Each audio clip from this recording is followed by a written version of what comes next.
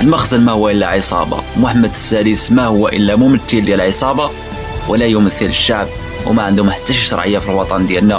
ومن الواجب ديالنا أننا نطيحوهم ونتظاهروا ونحتجوا من أجل استقلال الوطن وتحرير الشعب وإطلاق سراح المختطفين. السلام عليكم ورحمة الله تعالى وبركاته.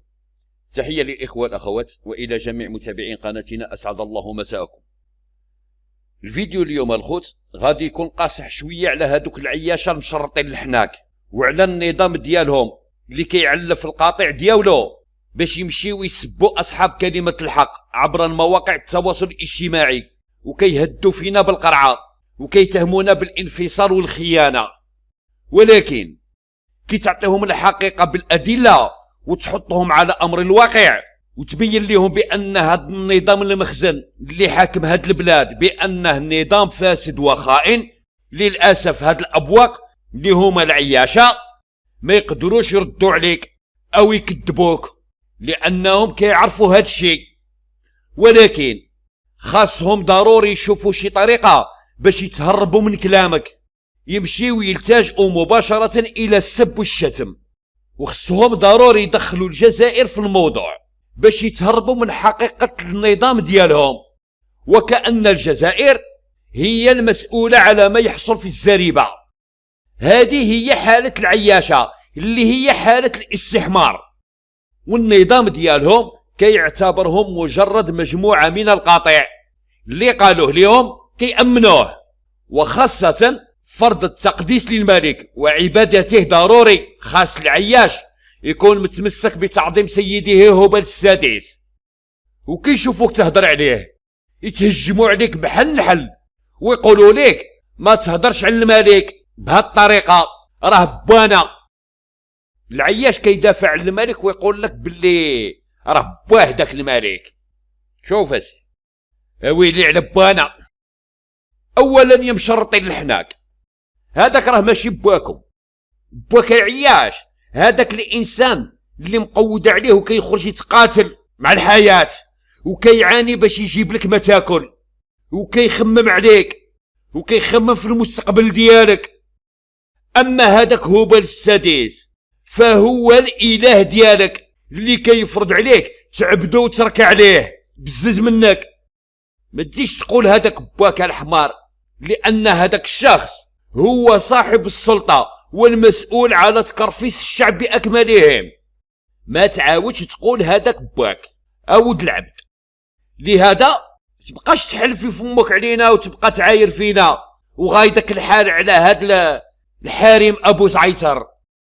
حنا كنتاقدوا النظام والسياسة ديالو الفاشلة اللي ما قادرش يوفر حتى أبسط الشروط الإنسانية للمواطن، وانت واحد منهم العياش اللي كتجي تسبنا وانت بابا كي تدخل السوق تبقى تبكي على البطاطا والبصله ما عندكش باش تشريها.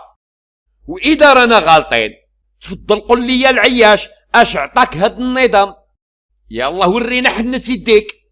ما عاطيك والو، حاليا راه موفر لك غير الزرواطه، الا خرجتي تهضري على حقك يدقدقوا لك عظامك. اما حقك من خيرات البلاد عمرك ما تسال فيها. خيرات البلاد كياكلها النظام وكياكلوا معاه هذوك الاجانب اللي كيمضي معاهم الاتفاقيات الحمايه والتطبيع. كان من الاحسن يا العياش مشرط الحناك تمشي تسب النظام ديالك، ما تسبناش حنا. خاصك تعاير وتنتقد النظام اللي كيشجع بناتكم يخرجوا للدعاره باش يوكلوا ولادهم اللي كيعيشوا في الفقر. خاصك العياش تعاير هذاك النظام اللي كيشجع البيدوفيليين داخل بلادك وكينهشوا اللحم الاطفال ديالكم وكيشجع الفساد بكل انواعه وكيشجع التشرميل وكيشجع انواع الجرائم اللي كتمارس في حق المواطن. هادو اللي خصك تعايرهم العياش المربع الراس.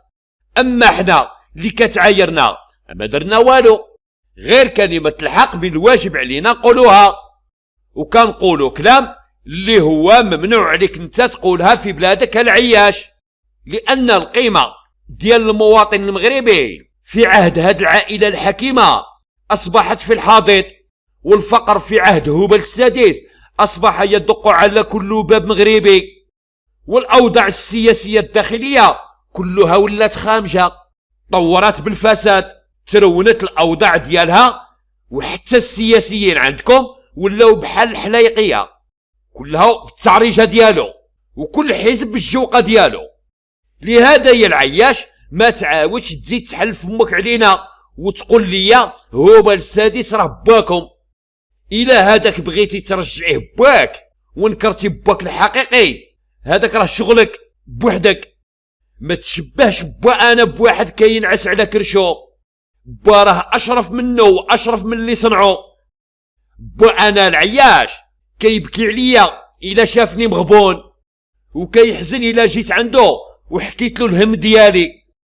اما هو السادس اللي كتقول عليه راه باك، عمره ما بكى على شعبه او حزن على الحاله المأساويه اللي كيعيشوها هاد الشعب.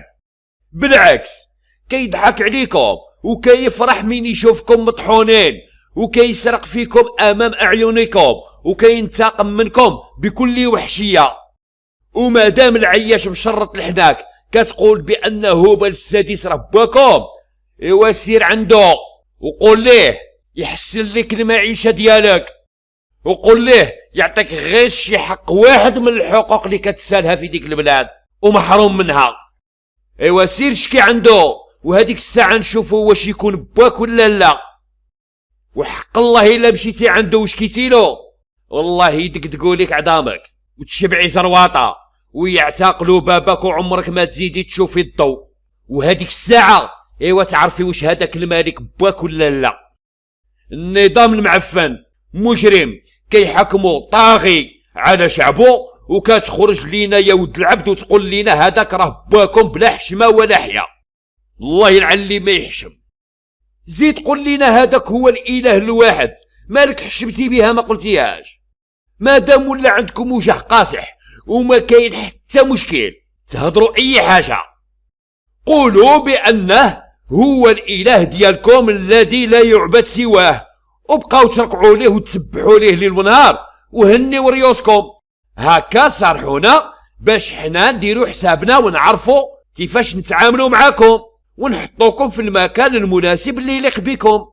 لاننا هاد الاله ديالكم المقدس حنا ما كنعترفوش به، وما كنعترفوش بالنظام ديالو، وما كنعترفوش بالمعتقد ديالو، وما كنعترفوش بالكيان الصوص اللي صنعوا، وما كنعترفوش بالعبيد اللي كيعبدوه. ولهذا يا العياشه نقول لكم بانه بالكم السادس والعائله ديالو والنظام ديالو والعبيد ديالو كلهم جمعوهم كاملين اما يلحقوش حتى الصباط اللي كيلبسوا با. ايوا بقاو تسبوا فينا يا الصنادل، وحنا غادي نزيدو نعريوكم ونعريو النظام ديالكم يا تريكة الدل والعار.